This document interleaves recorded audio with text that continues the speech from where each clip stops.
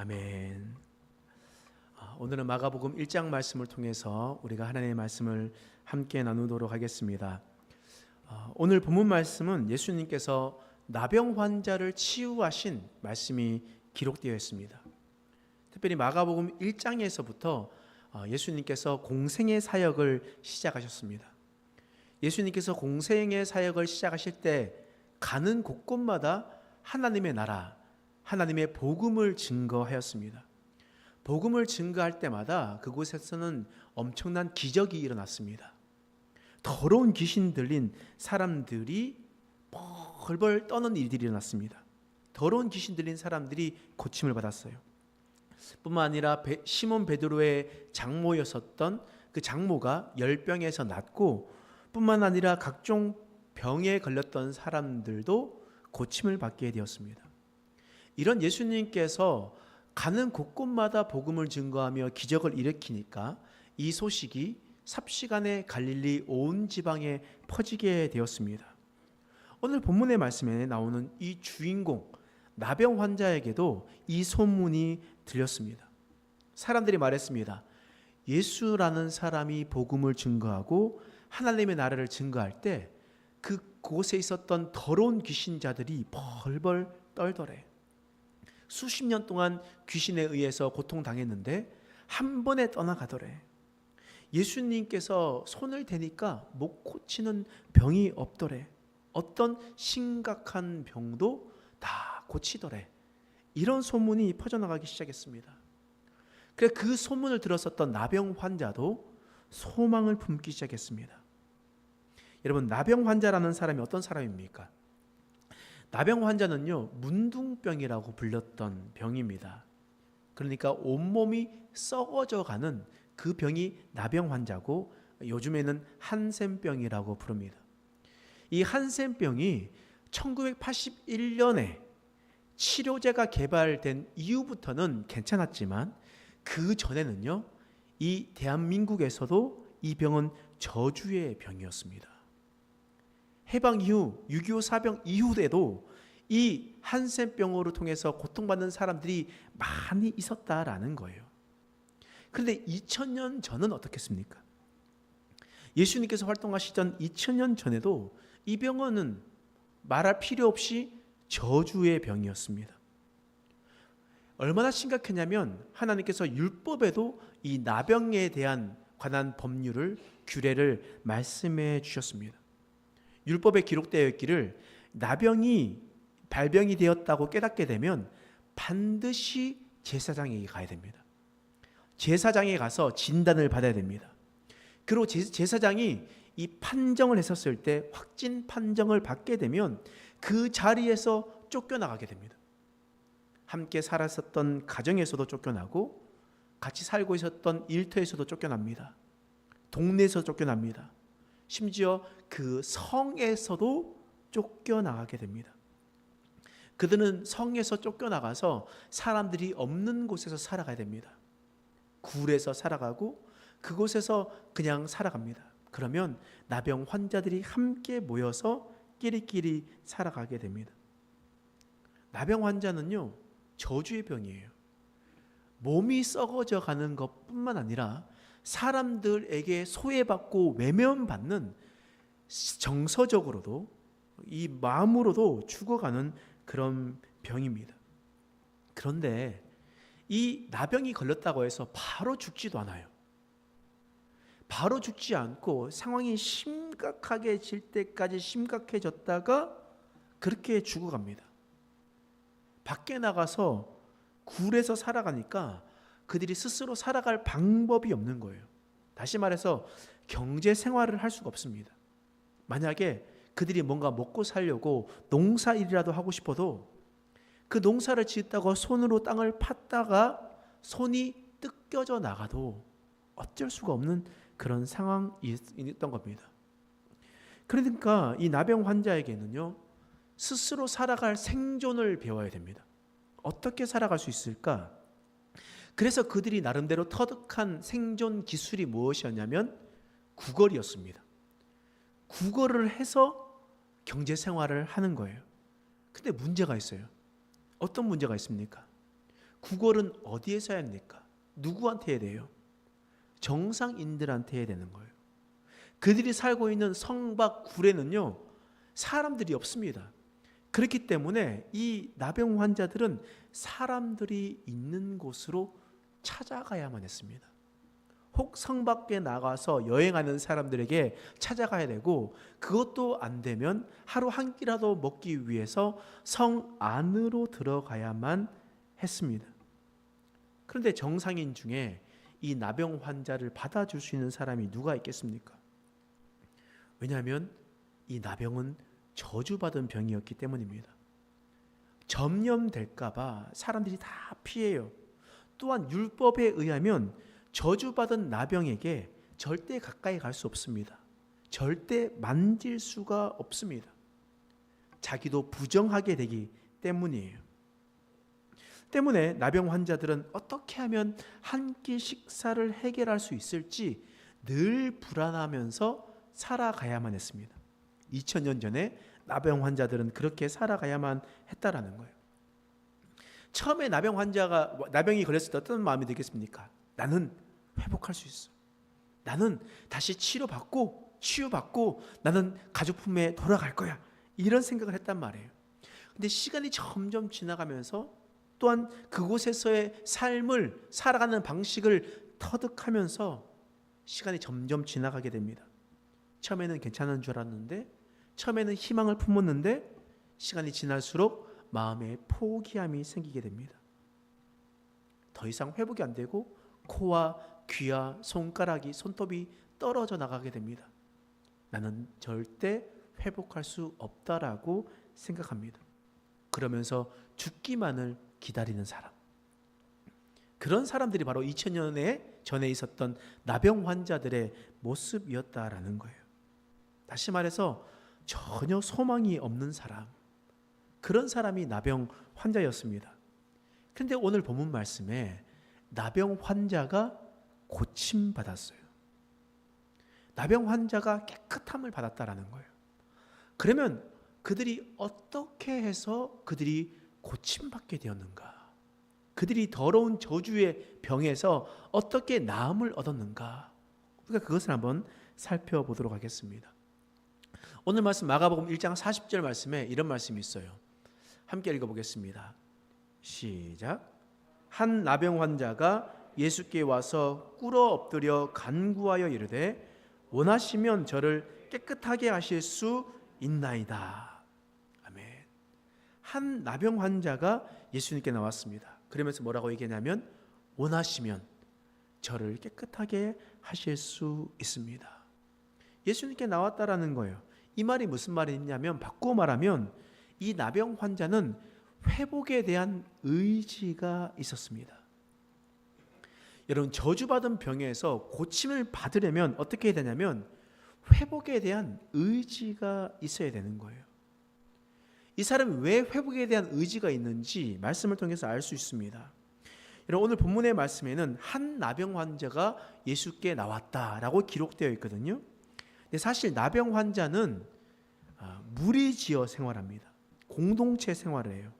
다시 말해서 혼자서 움직이지 않습니다. 늘 함께 움직입니다.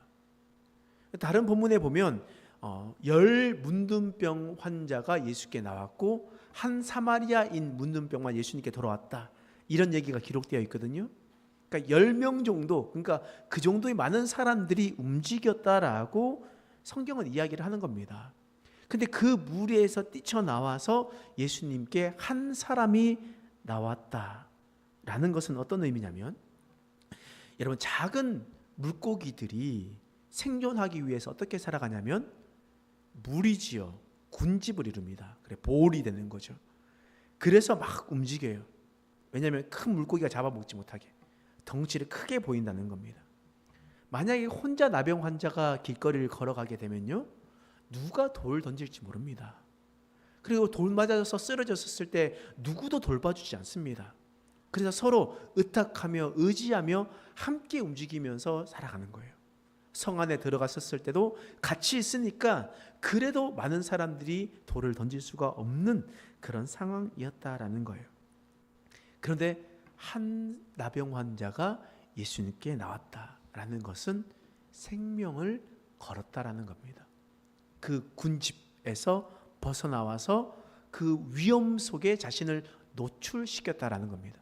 그것은 예수님이라면 나의 병을 치유하실 수 있다라는 확신이 있었다라는 거예요.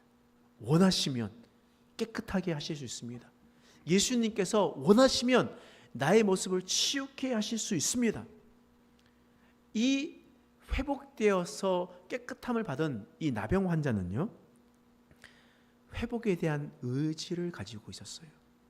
그리고 난 다음에 예수님께 나왔다라는 거예요. 여러분, 저주받은 병에서 회복이 되고 깨끗함을 받으려면 그 회복하려는 의지가 우리에게 있어야 됩니다. 우리도 마찬가지거든요. 우리는 지금 나병 환자가 아닙니다. 몸이 썩어져가는 병에 걸린 것이 아닙니다. 그런데 우리는 영적 나병 환자입니다. 다시 말해서 저주받은 병에 걸린 나병 환자가 있고, 우리는 저주받은 죄에서 벗어나지 못하고 있기 때문입니다. 나병과 저주받은 죄는 비슷한 점이 있어요. 공통점이 있다라는 거예요. 그 공통점가 뭐냐면, 첫 번째로 이런 것이 있습니다. 나병과 죄는 서서히 죽어갑니다. 서서히 병이 드러나기 시작하는 거예요. 이런 독감이 걸렸다는 생각해 보십시오. 독감이 걸리면요, 느낌 이상한데? 열이 나는데? 너무 아픈데? 그래서 얼마 지나지 않아서 독감인 것을 압니다. 그런데 나병은 쉬 알아차릴 수가 없습니다.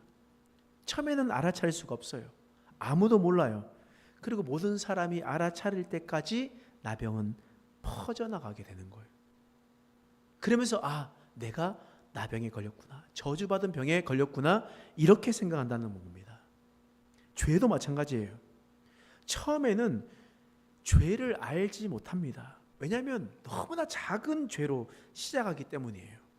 너무나 작은 죄로 시작하기 때문에 그 죄가 커질지를 생각지 못합니다. 근데 내버려 두면 그 죄가 삽시간에 퍼져버리게 됩니다. 여러분, 다윗을 보십시오. 다윗은 하나님의 마음에 합한 사람이었습니다. 그런데 우리가 잘 알고 있는 다윗은요, 너무 끔찍한 죄를 저질렀습니다. 우리아의 아내 바세바를 취했습니다. 또한 우리아를 전쟁터에 내버려서 살인하게 되었습니다.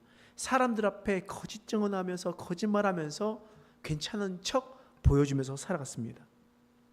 처음부터 큰 죄를 지었던 게 아닙니다. 작은 죄였습니다. 다윗은 그 작은 시작이 바로 게으름이었습니다. 성경에 보니까 왕들이 출전할 때에 다윗은 예루살렘에 머무니라 라고 성경은 기록되어 있거든요. 다른 왕들이 전쟁을 통해서 출전을 할 때 왕은 귀찮아했습니다. 게으름을 피웠습니다. 내가 나가도 내가 안 나가도 되겠지. 요압이 알아서 처리하겠지. 그 게으른 생활이 점점 커져 나가게 되니까 나중에는 심각한 죄를 저지르게 되는 겁니다. 죄는 나병과 같습니다. 처음에는 작게 시작해서 아무도 모르지만 시간이 지나면 모든 사람들이 알게 되고 드러나게 되는 것이 바로 이 죄라는 것이에요. 또한 죄와 나병의 공통점이 있습니다. 감각이 둔해진다라는 거예요. 나병은요, 아픔을 잘 느끼지 못합니다.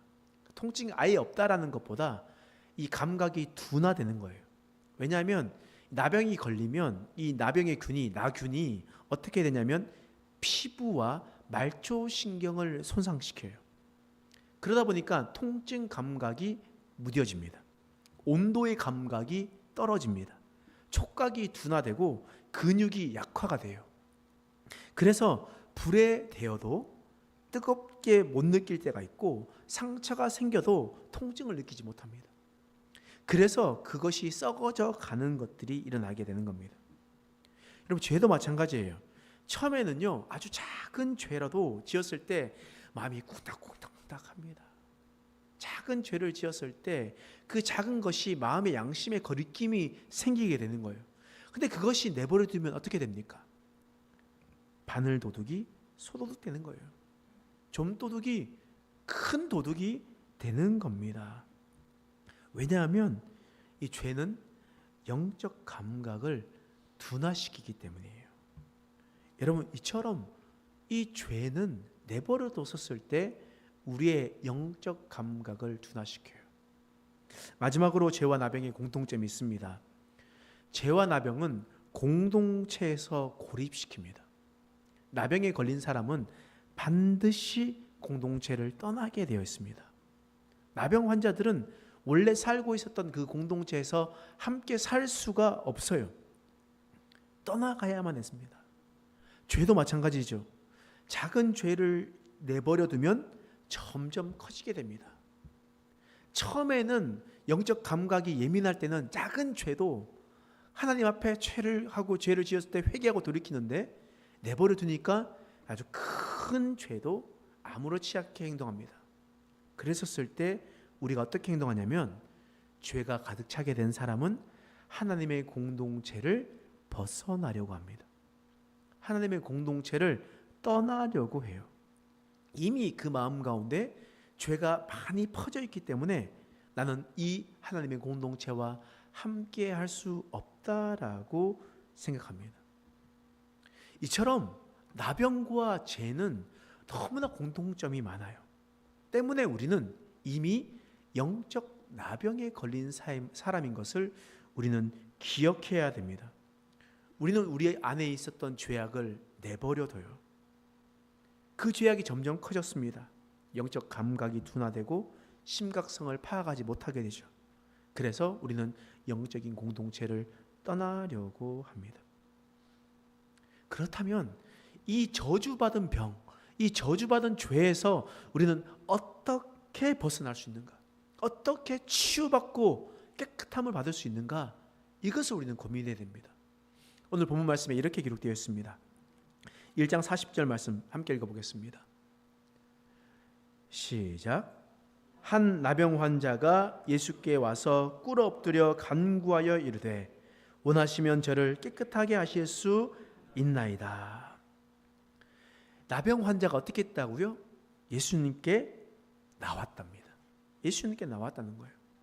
다시 말해서 이 나병 환자는 회복에 대한 의지를 가지고 나는 회복될 수 있어, 깨끗함을 받을 거야, 그러면서 예수님께 나왔습니다. 그리고 예수님께 나오면서 주님 원하시면 저를 깨끗하게 하실 수 있습니다. 주님께서 가능하십니다. 모든 것을 주님께 맡겨드렸다라는 거예요. 주님 앞에 의지를 가지고 나와서 주님 앞에 모든 것을 맡겨드렸을 때에 주님께서 놀라운 은혜를 경험하게 해주신다는 거예요. 다시 말해서 우리에게 진짜 중요한 건 뭐냐면 한 주 동안 살다가 교회에 나와서 예배 드리는 것 너무나 중요한 겁니다. 이 자리에 있는 것 너무나 중요한 겁니다. 세상에서는 이렇게 얘기해요. 야, 원래 그렇게 사는 거지. 그냥 그렇게 사는 거지. 너가 그냥 일주일에 한 번 교회에 나와가지고 말씀 듣는다고 너의 삶이 뭔가 변화되겠냐? 이렇게 사탄은 우리에게 자꾸 메시지를 주거든요. 그래서 오늘 쉴까? 오늘 가지 말까? 이런 생각이 들어요. 그럼에도 불구하고 그것을 떨쳐버리고 이 자리에 나와 있는 것 너무나 잘하는 겁니다. 옆에 계시는 분들에게 말씀하세요. 참 잘 오셨습니다. 참 잘 오셨습니다. 진짜 잘 오신 거예요. 이것은 우리 영적인 저주받은 죄에서 벗어날 수 있는 첫 번째 길입니다. 주님의 집에 나와서 하나님께서 말씀하시는 그 말씀을 듣는 것 너무나 중요한 겁니다. 그런데 두 번째로 해야 될 게 있잖아요. 뭡니까? 회복에 대한 의지를 가지고 이 자리에 있어야 되는 거예요. 그랬을 때 기적이 일어나는 겁니다. 그런데 여러분은 일주일에 한 번씩 나와서 예배를 드리는데요, 누가 와가지고 끌고 와가지고 겨우겨우 앉아 있으면요, 그 마음의 변화됨이 안 됩니다. 특별한 하나님의 은혜가 있지 않는 한 그렇게 은혜가 받을 수가 없습니다. 그러면 오늘 예배를 드릴 때 어떤 마음이 있겠습니까? 하나님, 저는 저주받은 죄에 걸렸습니다. 이것은 스스로 해결할 수가 없습니다. 가만히 내버려 두면 죽을 날만 기다려야 되는 그런 사람입니다. 그런데 하나님만은 해결하실 수 있습니다. 예수님만 나의 영적인 죄를 해결하실 수 있습니다. 하나님, 주님께서 원하시면 치유할 수 있습니다. 이런 믿음을 가지고 주님 앞에 나오는 겁니다. 그러면 그렇게 나오는 자를 하나님께서 어떻게 하실까요? 41절 말씀이에요. 읽어보겠습니다. 시작. 예수께서 불쌍히 여기사 손을 내밀어 그에게 대시며 이르시되 내가 원하노니 깨끗함을 받으라 하시니. 예수님께서 첫 번째 뭐라고 하신다고요? 불쌍히 여기신다고요. 우리가 그런 마음을 가지고 주님 앞에 나와서 주님께 모든 것을 맡겨드릴 때 주님께서 우리를 불쌍히 여기신다. 이것은 이 불쌍히 여기다라는 원어적으로 단어를 보니까 내장을 가리키는 단어더라고요. 내장이 내장, 그리고 사랑의 표현입니다. 다시 말하면 찢어질 듯한 마음인데 이것을 우리나라 말로 잘 표현이 되어 있더라고요. 애가 탄다. 애가 탄다. 이 말이 뭐입니까? 이 내장이 녹아든다. 이런 말이거든요. 그러니까 이 긍휼히 여기다라는 것은 애가 탄다는 말이에요. 내장이 이 타들어가는 마음을 가지고 우리를 바라보신다는 겁니다. 그 바라보신 마음이 어떤 마음이냐? 사랑의 마음으로. 우리가 회복에 대한 의지를 가지고 주님 앞에 나와서 주님 앞에 모든 것을 맡겨드리면 주님은 우리는 어떻게 보시냐? 불쌍히 여기시는 거예요. 긍휼히 여기시는 거예요. 애가 타는 마음으로 우리를 보시는 겁니다. 그러면서 어떻게 하시냐면 두 번째로 그의 손을 우리에게 어떻게 하신다고요? 대시며 긍휼히 여기시는 마음으로, 불쌍히 여기시는 마음으로 주님께서 우리에게 손을 대어주시는 겁니다. 여러분 생각해 보십시오. 나병 환자예요. 저주받은 부정한 병입니다. 그 되는 자마다 부정해진다고 했습니다. 그런데요, 예수님은 완전한 거룩, 완전한 성결을 가지고 계신 분이었습니다. 그랬었을 때 그 완전한 거룩을 가지고 계셨던 그분이 더러운 병에 걸린 자의 손을 대었습니다. 그때 어떤 일이 일어났습니까? 더러운 병이 예수님 앞에 영향을 미쳤습니까? 아니면 예수님의 거룩함이 더러운 병에 영향을 미쳤습니까? 예수님의 거룩함이 더러운 병에 걸린 자에게 영향을 미쳤어요. 그리고 그 병이 완전히 깨끗함을 잊게 되었다는 겁니다. 다시 말해서 우리가 영적인 병에 걸렸고 저주받은 병에 걸렸을 때 그 누구도 함께 있으면 그 모든 죄가 옆에 있는 사람들에게 전가되고 다른 사람에게 영향이 미칠 텐데 우리가 그 문제를 가지고 오직 예수님께만 나아가면 예수님께서 그 죄를 어떻게 하신다고요? 깨끗하게 해주신다고요. 주님께서 우리의 손을 대시면서 주님께서 우리의 죄를 완전히 거룩하게 해주신다고요. 완전히 깨끗하게 해주신다고요. 그러면서 회복되는 은혜를 경험하게 되었던 것이었습니다. 오늘 본문에 나와 있었던 이 나병 환자는요, 저주받은 죄에 빠져 있었던 사람이었습니다. 그런데 회복에 대한 의지를 가지고 예수님께 나와 예수님께 모든 것을 맡겼더니 예수님께서 불쌍히 여기시며 애가 타는 마음으로 그에게 손을 대시며 깨끗함을 받으라 말씀하시니 깨끗함을 받게 되었습니다. 여러분, 우리도 영적인 죄에 빠진 자들입니다. 우리의 죄는 우리 스스로 해결할 수가 없습니다. 그렇다면 우리는 어떻게 되겠습니까? 오직 예수님만이 우리의 죄를 해결하실 수 있다라는 그런 마음을 가지고 주님 앞에 나아가야 됩니다. 그리고 주님께 간절히 부르짖어야 되는 겁니다. 예수님이면 나의 죄를 해결하실 수 있습니다. 여러분, 아직 우리의 많은 죄를 해결하지 못했습니까? 저주받은 죄에서 아직 헤어나가지 못하고 여러분 살아가고 계십니까? 예수님께 나아가십시오. 그러면 예수님께서 십자가에서 흘리신 그 보혈의 피로 말미암아 우리의 죄를 완전히 사해 주실 겁니다. 우리가 지옥 백성으로 저주받은 자로 죽을 날만 받은 백성으로서 살아가다가 이제는 하나님의 나라에 들어가는 그 공동체에서 함께 살아가는 백성으로 살아가게 될 것입니다. 오직 예수님 앞에 나아가십시오. 그분이 우리를 거룩하게 하실 겁니다. 우리가 오직 나병 환자에서 치유받았던 것처럼 저주받은 죄에서 회복되어 하나님의 거룩한 나라의 백성으로 살아가는 저와 여러분 되시길 간절히 축원합니다. 기도하겠습니다. 하나님, 오늘 말씀을 통해서 우리를 깨닫게 하시니 감사합니다. 우리는 저주받은 죄에 살아갔던 자들이었습니다. 하나님, 이제 다시 한 번 더 주님 앞에 나아가오니 우리를 회복시켜 주시옵소서. 저주받은 죄악을 십자가의 보혈로 깨끗하게 해 주시니 감사합니다. 이제 오직 하나님의 은혜로 주께서 원하시는 그 뜻대로 살아가는 인생 되게 하여 주시옵소서. 감사드리며 예수님의 이름으로 간절히 기도드립니다. 아멘.